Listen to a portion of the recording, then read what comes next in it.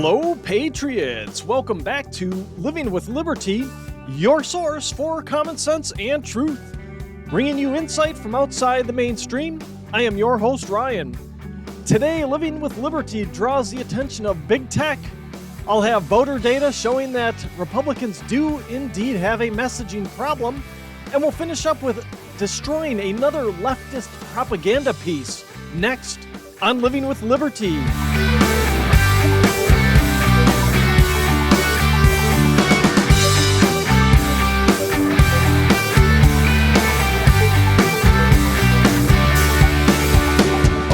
Living with Liberty caught the attention of the big tech censors over the last week. Episode 139 has been totally wiped off of ScrewTube for violating community guidelines, whatever that means.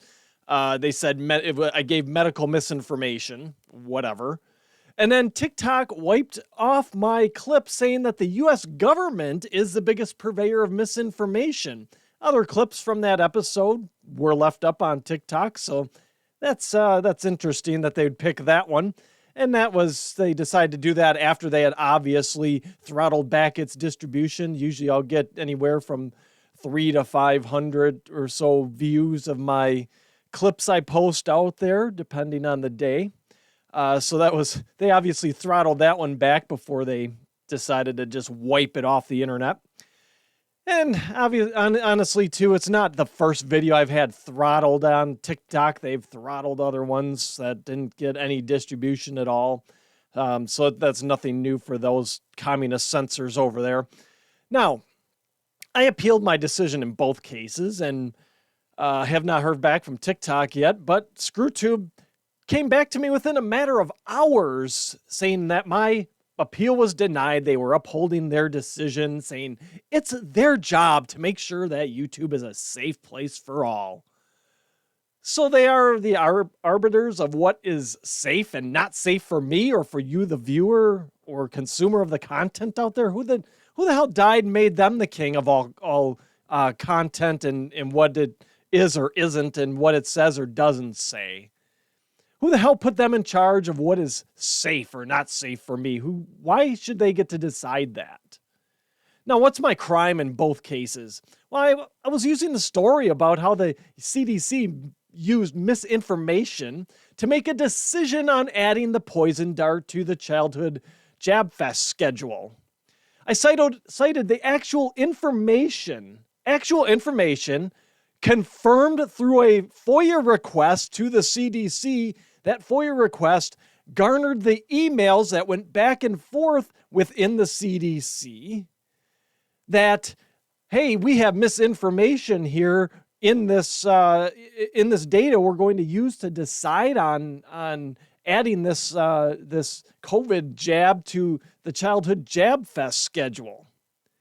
So I cited their own information, the information of their trusted scion there at Google, the government, and both platforms took it down. They took anything associated with it down. I mean, and the government misinformation, I mean, that goes back to what's the CDC? It's a government agency. So who's purveying the misinformation? The government. How many stories have we seen about the FBI recently coming out and finally admitting that they've been peddling misinformation? The FBI, that's a government entity. So we're over the target. We are over the target on this. These videos getting taken down just prove how over the target we are on this. And TikTok, I would figure that being a communist-run platform, I would figure that they wouldn't mind the U.S. government being me going after the U.S. government in that manner, but I guess they've got to kind of protect their own misinformation campaign within the U.S. government, right? That's probably what it boils down there to. Anyway, so this is typical of leftists. This is typical of what they do. They just prove my point of government wanting to peddle misinformation by wiping off a podcast and a clip citing a government agency ignoring misinformation. So they just prove my point that the government are the purveyors of misinformation because they wiped off something I put out there that cited the government's own internal emails, their own internal acknowledgement that, hey, we had misinformation in here that we used. Now, TikTok obviously has some sort of deal with the US government to squash certain information, and we already know about ScrewTube and how in bed they are with the US government. Now, before you ask me why I'm on either, it's because we need to get the word out everywhere. We need to have our message of liberty and freedom everywhere. So that's why I go on these awful platforms. That's why I'm on places like Facebook and Twitter. I might not be super active there, but I do post stuff there from time to time. And it's important because hopefully someone catches it or someone shares it and it's spread and the message spreads. That's how this thing works.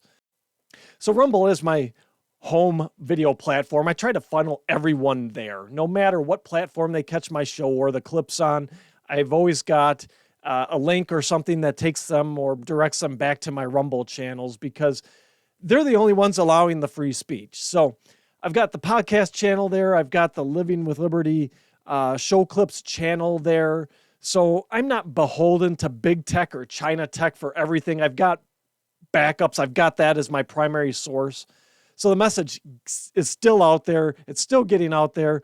And to this point, the audio-only platforms haven't taken anything down. So I'm still there everywhere via the audio platforms as well. So there's still audio only, and there's still Rumble that's not going to take any of my videos down. So, subscribe in both places. All right, moving on. The question of the day remains, do the Republicans have a messaging problem? Now, I've heard over the course of the last week or so now, 10 days, whatever it's been since the midterms, you got some Republicans coming out kind of squishily admitting that, yeah, we've got many problems. You've got Rhino Paul Ryan, who's been a major disappointment. Guy was my rep for years. I liked him as my rep. He's really, ever since Trump ruined that guy. Ever since then, he's just been an absolute disappointment. He came out this week. Well, I'll do some more, a longer segment, I think, on it next week maybe. But he came out and said, yeah, anybody not named Trump can beat Biden. Okay. I mean, this is the kind of stuff that's not helpful. And it's just goes to prove my point. There's a messaging problem. Is Trump part of the Republican Party or not? I get it if you're in a primary against him, but at the end of the day, this is a messaging problem. You're disparaging a candidate who, by all accounts, as much as I've had to say about Trump and what I think needs to happen there, he's still part of the Republican Party. He's still a force in the Republican Party. He's still going to be one of those that's going to need to be dealt with come primary time. No matter what your thoughts are, and they run the spectrum, I'm sure. And I think last ad on this, even as long as we're off topic here a little bit, I think that his announcement speech on, what was it, Tuesday, I think it was this week, very on point. He stayed on message. There was no messaging problem there. I'm going to do this, this, and this. Here's our problems. Here's our solutions. I'm going to do this. Didn't take shots at anybody but Biden. Didn't garble his message in any way. If he stays on message like that, and that was one of my biggest points, he's going to be a force to be reckoned with and will likely be the nominee, period. And no matter what my feelings are, I said what I need to see from him. He stays consistent with that. It's probably going to be Trump. Get ready for it. Not changing my stance. I'm still going to evaluate every candidate through the proper lens and through that America First lens and through that conservative lens, quite honestly. But at the end of the day, I'm going to say, given Trump's popularity relative to other Republicans, prominent Republicans and conservatives out there, we know at the end of the day, too, this boils down to a popularity contest. So take that for what it's worth, I guess. So anyway, messaging problem. Back to the messaging problem. So yes, they have a messaging problem. They didn't want to say it. Some honest Republicans did come out and say it. I want to say it was Josh Hawley. Might have been one of the ones that said it, but they do have a messaging problem. Now, as you know, that's been my position. That was my position. One of the points I made in the last show, Republicans have a messaging problem. Part of the reason why they lost the midterms. Or I shouldn't say lost the midterms, but didn't do as well as what was expected. Now, I have even more data here today to prove that point. And it'll go a little further towards proving the point Tribalism is a bit of a factor maybe as well. Now, I'm going to just cover a few questions of this voter survey that Fox News did. But the whole set of data is fascinating. If you're into data, okay, I'm a nerd. I'm into data. I like numbers. So I looked through, read this whole thing, broke it down. You could further kind of drill down into the data and see the breakdown between Republican, Democrat, other whoever. To me, fascinating. If you just want to look at the top level, still very fascinating data. But it gets a look inside the minds of the voting public. Also, with this data, I know you say, Ryan, we know these polls, they don't have a good sample size. They do small sampling. It's very kind of one-sided in terms of who they're targeting, who they're talking to.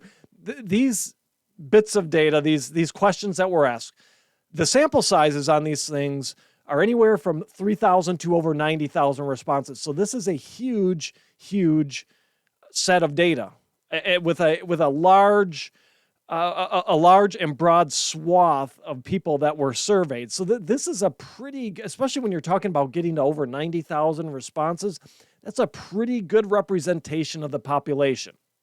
So I'm pretty, I'll call pretty confident in this data that it is an actual decent representation, especially as I drilled down into some of the other kind of call it subtext of the data, the top line data itself.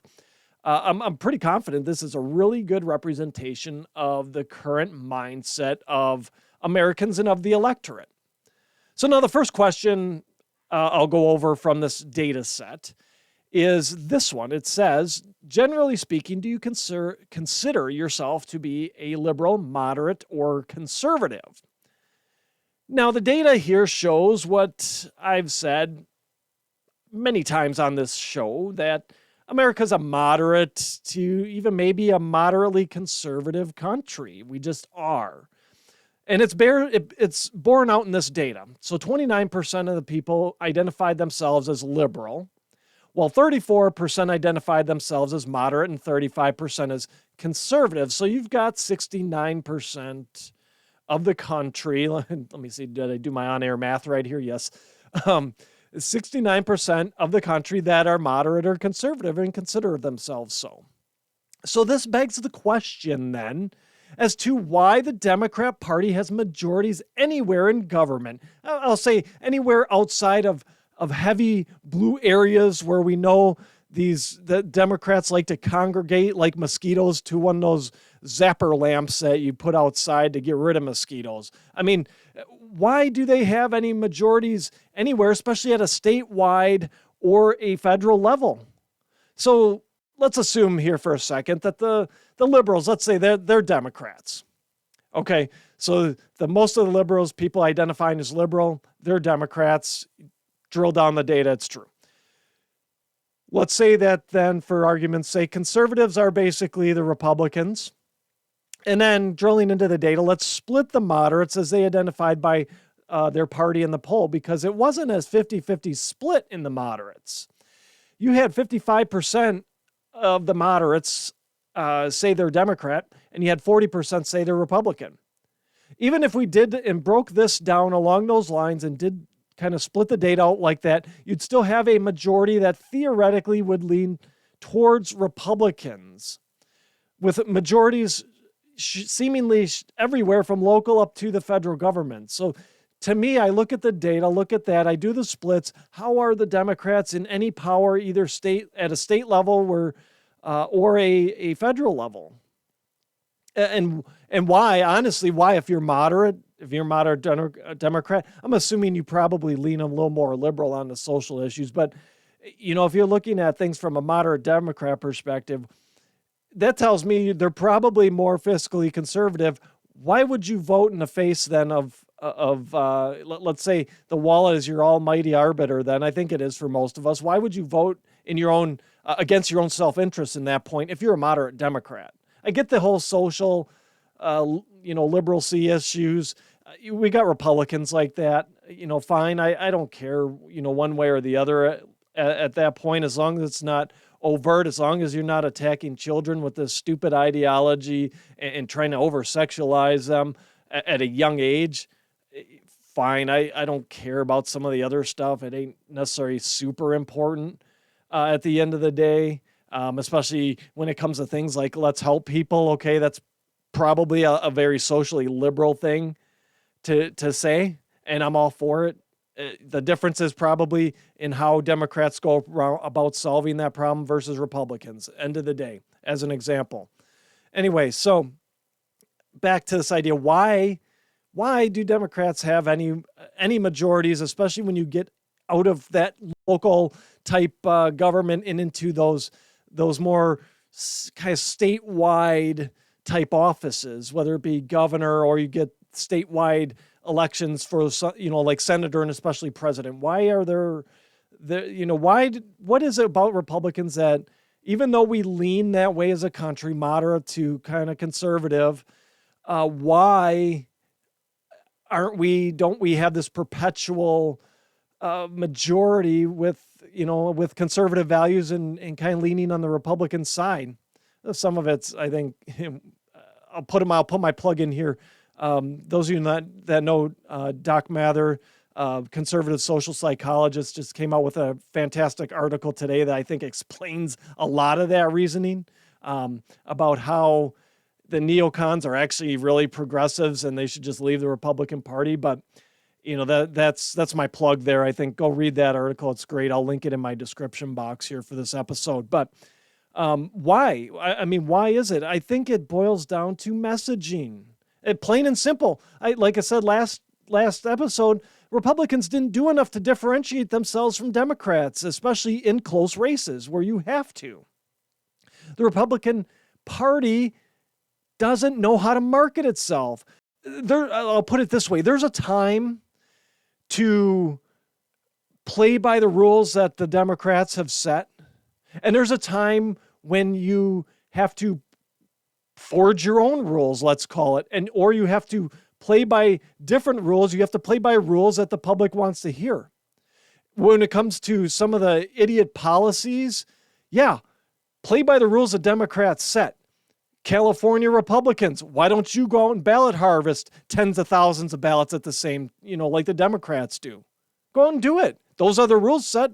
Do it. When it comes to messaging, you can't just play by the Democrat rules of, vote for Democrats, Republicans are bad. That's what we had in a lot of cases in this last election. Vote for Republicans because Democrats are bad. That doesn't work. People want solutions to problems they have.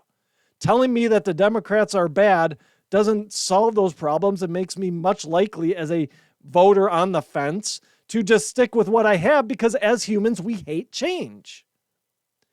Republicans had a real opportunity and still have a real opportunity to contrast their ideas and policies against the backdrop of what the Democrats are doing, and yet they continually fall into their time-honored campaign messaging of Democrats bad, vote for Republicans. They just try and play the game in reverse, and we've seen it doesn't work. And I don't think it would have worked this time around.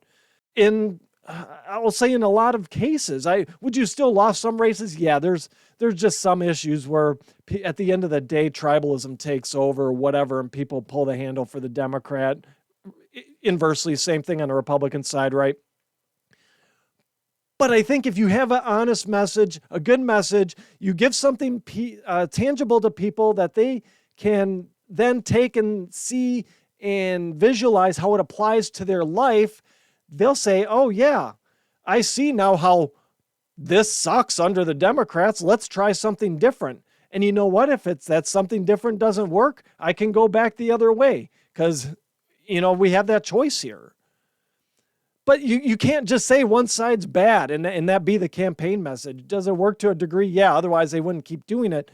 But at the end of the day, we're a society, especially the younger generations, who are looking for tangible things. They can go to their phones, look stuff up right there on the spot. And if you're not reaching them with a message, even, people like me who are, Gen X, we grew up in that age of, we're comfortable with paper, we're comfortable with technology. You can reach us multiple ways. Like I said, all the mailers that came to my house, my recycle bin's right on the way back in the house from the mailbox. I just threw them in there. I'm not, I get tired of all that crap. But at the end of the day, I mean, if you say something, I can go and look it up quick. I don't have to wait for it to be printed the next day in the newspaper or whatever, and then try and decipher for myself if it's true or not. I can go see what you said on the spot, look it up, compare data, and then call you a liar right on the spot. And they lose that message. They don't understand that. And they don't understand, well, okay, they're bad. Why are they bad? That's the problem here. And this goes for anything, but we're talking, politics here, but it goes for anything. If you can't offer or articulate why you are better than the alternative, why would I choose you? If Pepsi can't articulate why it's better than Coke and I'm a Coke drinker, why would I try Pepsi? Why? If you as a Republican can't articulate why you're better than the Democrat currently in office as a Democrat voter or an independent voter, why am I going to just switch sides? What would trigger me to switch? I'm comfortable where I'm at. Yeah, it might be a freaking dumpster fire, but you didn't offer anything that's going to put that dumpster fire out. You just said the dumpster fire's bad. Well, yeah, I know the dumpster fire's bad. At least I know what I'm getting with the dumpster fire. You didn't tell me what I'm going to get with you. Now, tribalism, I think, is another thing here at play. The Democrat Party, as it stands, is not a moderate party anymore. Let's quit pretending it is. It's been hijacked. I heard something, I think it was on Tucker the other night. I think he was talking to like Buck Sexton or somebody. Yeah, I think it was, the night Pelosi said that she's done as leadership as part of the leadership of the Democrat caucus in the House. He said something very interesting. It was it was Will Cain. Sorry, it was Will Cain said that Nancy Pelosi is a moderate in the Democrat Party now. For years, one of the most liberal members of the party was pushing the liberal agenda, right, for the last 20 years or whatever, as leader of the Democrat caucus. She got to set that. That's, I guess, the hierarchy of politics. That's what you get. But he said something really smart in that now, in today's Democrat Party, Nancy Pelosi's a moderate. Blew my mind. So we know the Democrat Party is not a moderate party anymore. It's obvious. Not in the least is that even true. Yet moderate Democrats continue to pull the handle on election day for these socialists. Why? Because of tribalism within these political parties. At the end of the day, it's like, well, I just identify myself as a Democrat. The groupthink is taken over. And it's like, I'm a Democrat. I'm just going to pull the handle no matter what. Even if what the policies they're putting forth as what they're going to do is not in my self-interest as a taxpayer, as a member of the American society here, I'm still going to pull the handle for them anyway, because at the end of the day, I'm a Democrat. Why? Let's quit identifying with a party. Let's quit identifying ourselves with a party and go to the candidate. Which candidate embodies my ideals on let's say on a mostly level? We're never going to agree 100% with any candidate. We are likely going to compromise some principles to vote for a candidate. That's just the way it is. At the end of the day, you have to decide which of my principles am I willing to compromise to vote for a candidate that mostly aligns with my ideals. That's it at the end of the day. No matter what, it's not, this isn't, electing somebody isn't a black and white issue. And I think for those that it is a very black and white issue, they probably stay home because nobody measures up to the purity level expected. And no candidate is. We're human. We all have our shortfalls. That's the end of the story there. It's which candidate do I identify most with? Which candidate is going to?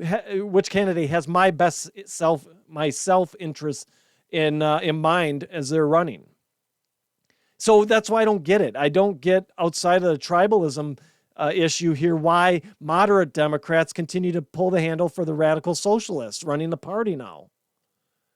Okay, moving on. The next point of data here is one of the more troubling points of data, I think, that's contained in this survey. And this is the question that that kind of has me a little bit worried, let's call it, about the direction of our country. It says this: which comes closer to your views? Government should do more to solve problems, or government is doing too many things, better left to businesses and individuals? So the troubling part of this is that 55%, so a majority of people, think the government should do more. And in that 55% is 30% of Republicans surveyed said the government should do more. The government is not competent to solve problems. The government is not competent to solve problems you and I face every day in our day-to-day lives. They've proven that over and over. It's been very rare. Very rare. I don't want to say never. We don't like to be absolutists here. So I'll say it's been very rare in the course of history that the answer to a problem has been more government. If it has happened, you can count it on one hand, the times that that's been true, that the answer or a solution to a problem has been more government. So let's take a look at some of the problems government has tried to solve and what have been the results. And these are going to be the talking points when you talk to somebody, especially on the left, and says, yeah, the government can't solve a problem. Well, they're going to probably bring up some of these. So they'll bring up maybe the war on poverty. So what's happened with the war on poverty? LBJ's Great Society, or whatever the hell he called it. We've had trillions of dollars spent trying to combat poverty, and poverty still exists. So what's the answer now is, we got to have socialism because everybody's equal. Well, everybody's going to be equally freaking poor then. Everybody will be in poverty. Nobody will have a chance to make anything better of themselves. So let's squash that narrative, but you'll get that narrative. You'll get that response from people on the left. The war on poverty, we've spent trillions. What do we have? We still have poverty. Restrictive gun laws. We need more restrictive gun laws to keep guns out of the hands of criminals.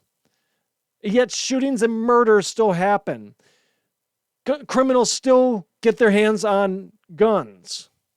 So that's, we're 0 for 2 right now on problems that the government's tried to solve. Let's look at the next one. Government schools. We just need more money for schools. Let's have government schools. We can train everybody the same, blah, blah, blah. What happened now? Well, our kids continue to fall further behind on the world stage when it comes to academics. We spend more time teaching them about gender identity than how to do a math problem, how to solve a problem. And you know what that translates into? I was talking to my brother the other day. He's taking some classes. He's got some younger people in his class, and he told me that these young people, when they're faced with just a little bit of adversity, freak out and crumble and go into the fetal position. They can't problem solve.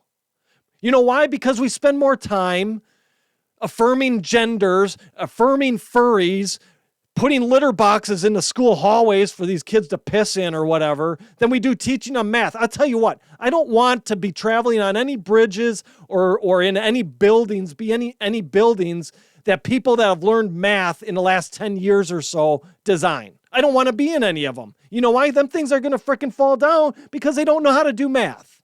They don't know how to design things. I mean, these are very precise. Bridges and things are very precise when you build them so they don't fall down. I mean, and when they're not precise, we see things like the Tacoma Narrows Bridge that was swaying in the wind and crumbled to the ground. That's what happens when you don't have precision in what you're doing, when you're designing things that people are going to use. And where does that precision and problem solving come in? It comes from math. That's where it comes from.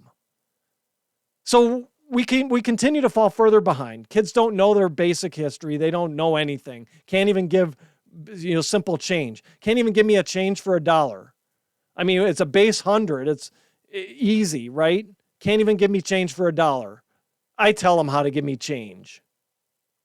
Now, here's the other beauty, right? A guaranteed income through Social Security and retirement. The government said, hey, how can we guarantee that retirees have income? I got it, Social Security. Well, what the hell happened to Social Security? It's broke, and people under 55 are in real danger of not seeing any Social Security payments when they retire. It's the biggest legal Ponzi scheme in history. What's the next one? Obamacare. What happened? Everybody can have insurance. It's going to be fabulous. It'll be cheap. You can keep your doctor. What happened? Well, you couldn't keep your doctor. Insurance premiums have skyrocketed for private insurance because they put price caps and subsidies in place for the Obamacare insurance. What happens? So you have the same insurance companies that do the private insurance that are doing the government insurance. They have a cap on what they can charge for the government insurance plan. So what do? They raise the rates on the private insurance. They're not going to lose money. So these are just a few problems governments tried to solve that they failed at. They have failed us. And there's a long, long list of other government failures. I don't want to bore you with them all. So we have this long, long list of government failures, yet a majority of people think government should be doing more to solve problems. We need more government? Are you freaking kidding me? What the hell are these people thinking? What are we thinking as a country?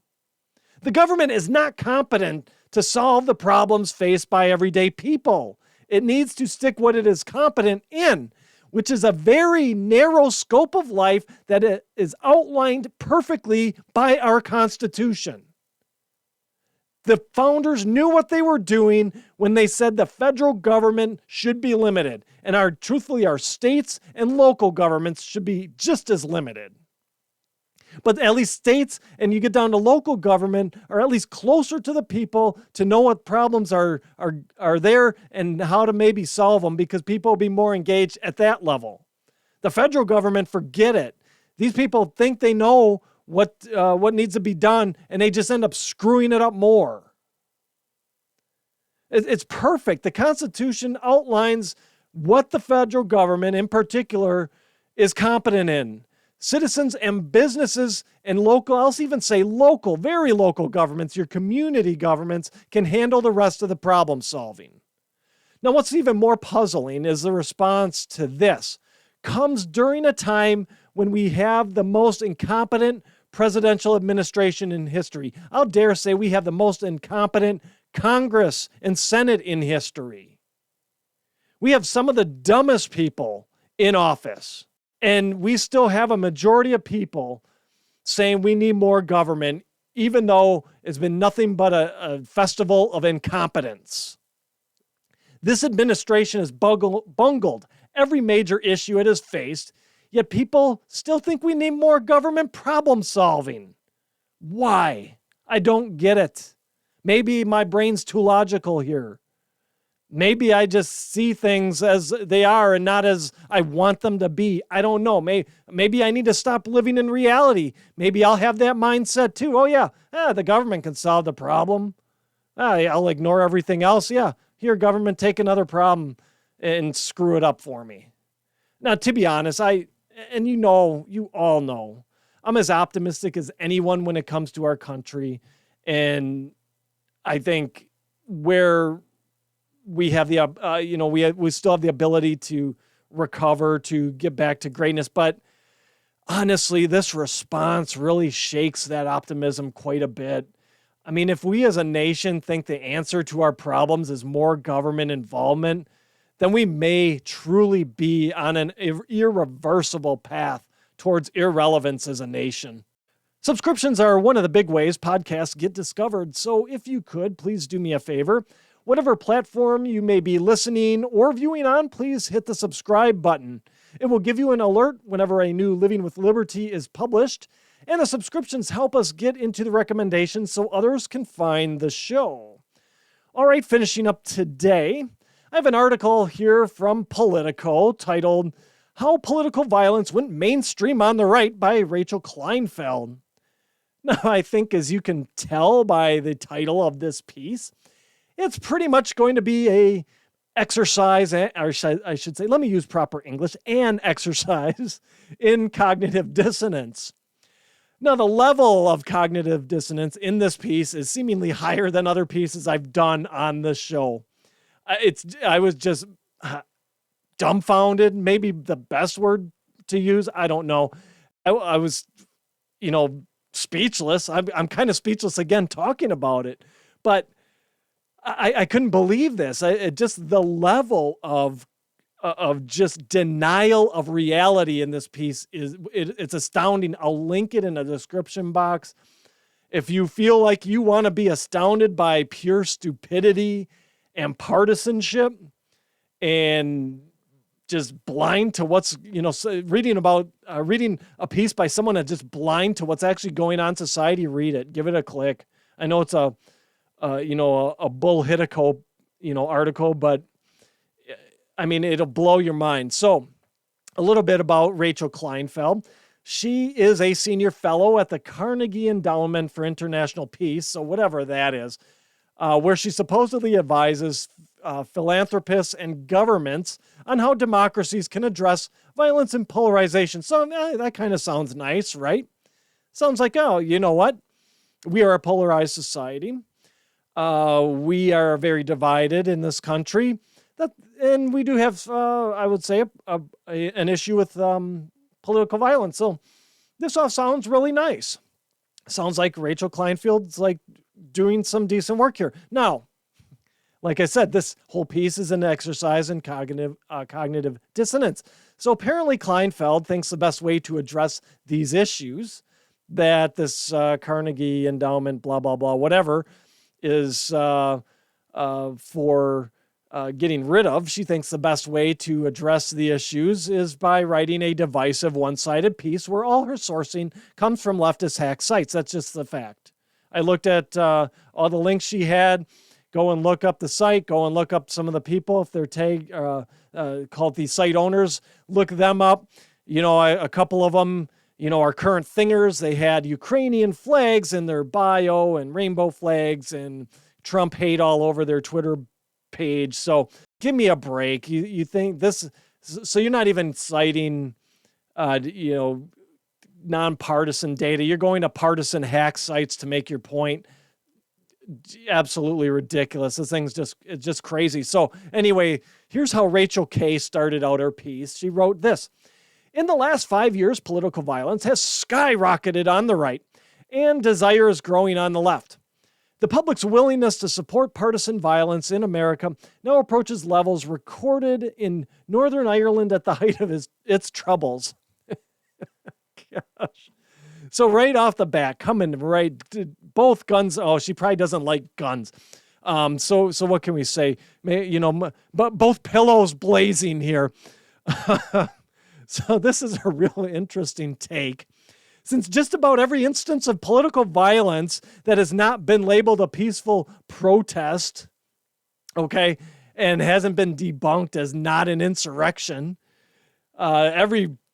just about every instance of political violence in this country over the last 5 years has actually been a debunked narrative of violence from the right. So, in essence, what am I saying here?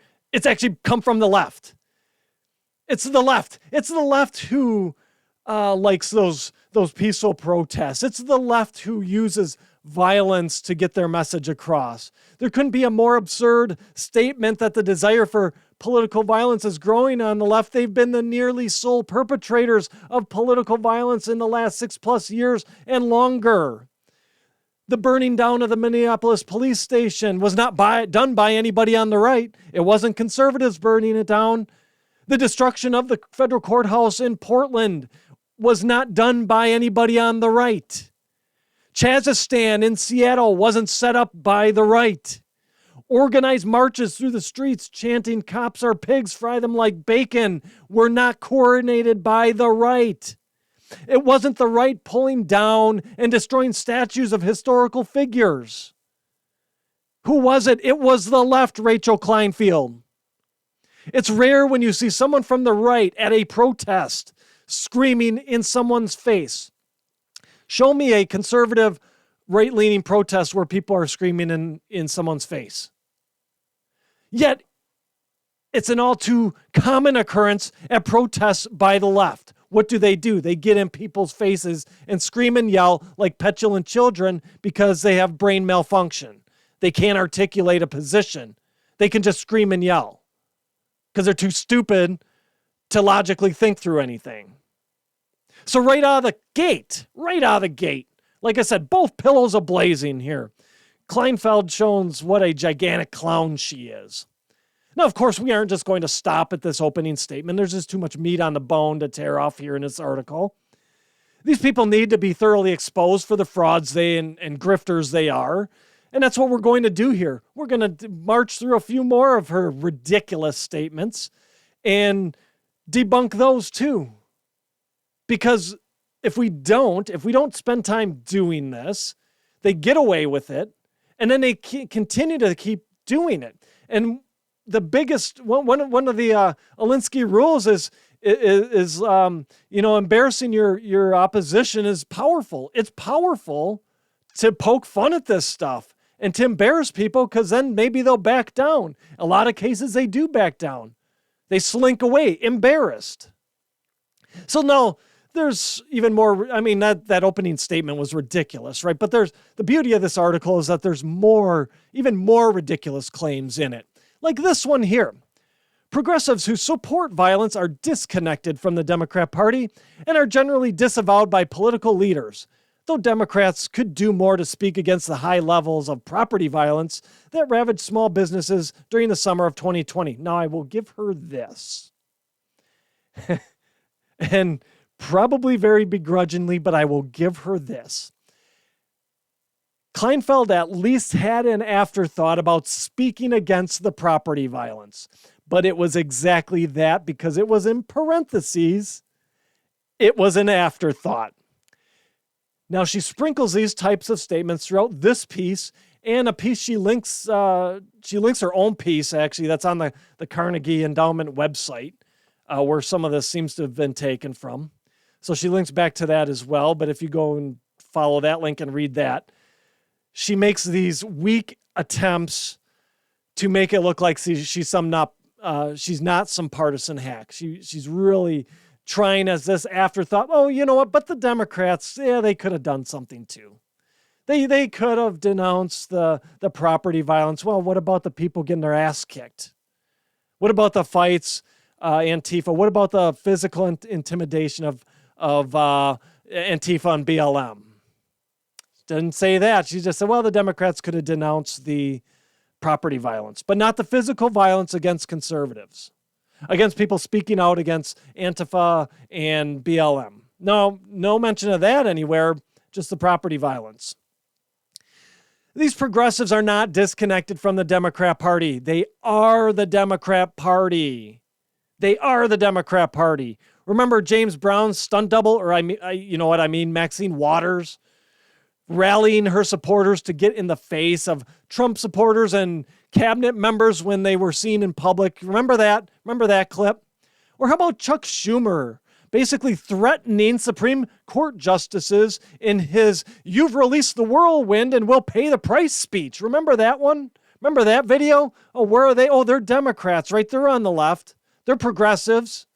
Or how about this? How about the ever irrelevant Madonna, who said this on Inauguration Day in 2017? Yes, I'm angry. Yes, I'm outraged. Yes, I have thought an awful lot about blowing up the White House. That's Madonna in 2017. Who's the one, or who, I should say, are the ones perpetuating the violence? Who's welcoming the violence? Rachel Kleinfeld. Now, let's look at that Madonna statement for a second. If you or I said that, if you or I posted that on our social media, the feds would be knocking down our door with their battering ram, yanking us out of bed, throwing us down on the ground, and cuffing us while they ransacked our house. You can take that to the bank. But because it's Madonna, because it's the right narrative, she gets away with it. Now, if we would have said something like that about when Obama was in the White House, you can bet the FBI is coming after us. And then, why stop there, though? Why stop at Madonna? Let's keep going. There's the old scion himself, Barack Obama, who suggested on the campaign trail that his supporters confront their opponents and get in their faces. And then he also said that if they bring a knife to the fight, we bring a gun. Sounds pretty violent to me, no?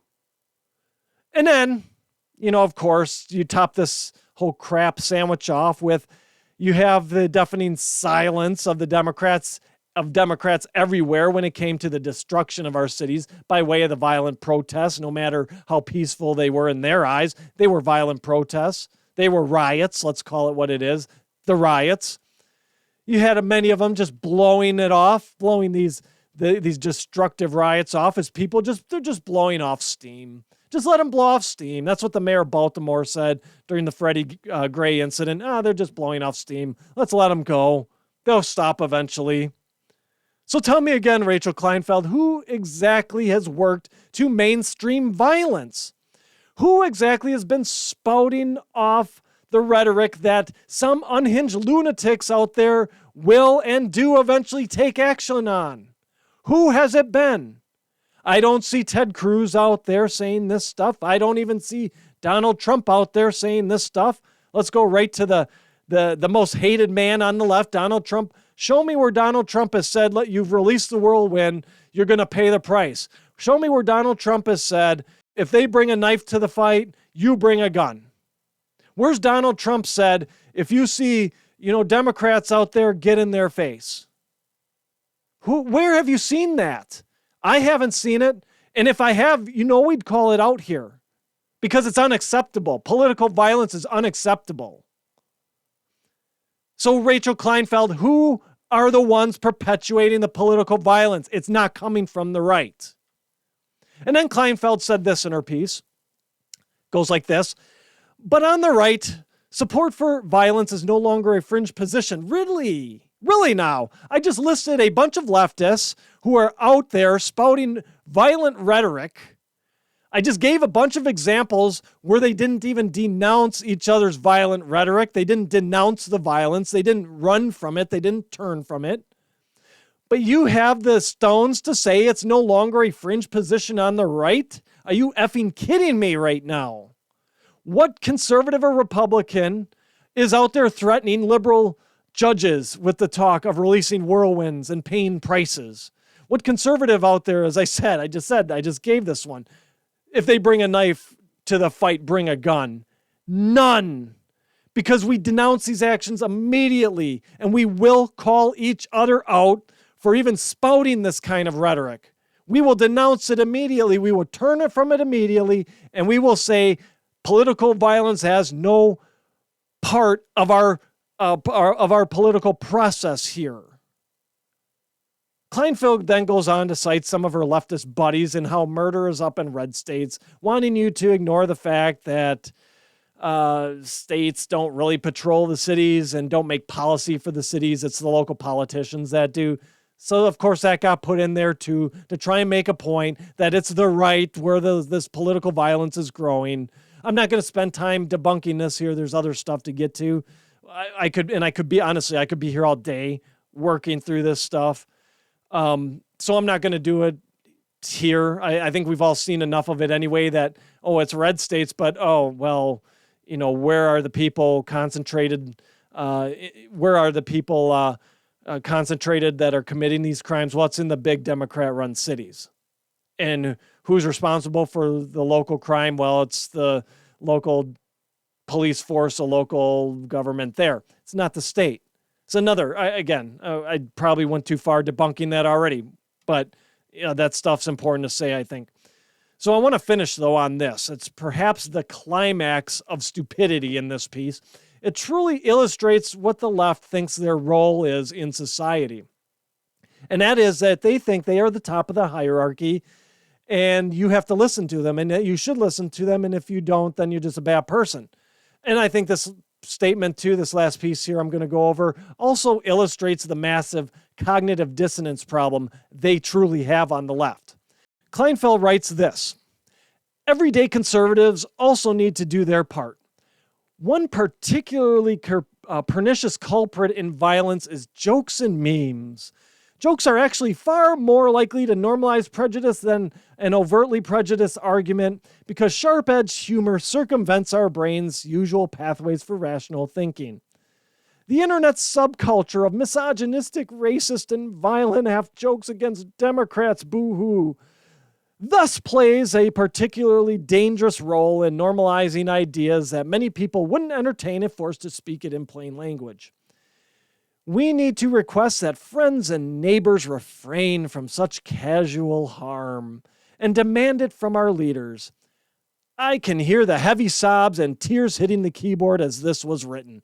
what a load of crap. Honestly. Boo-hoo, jokes, memes.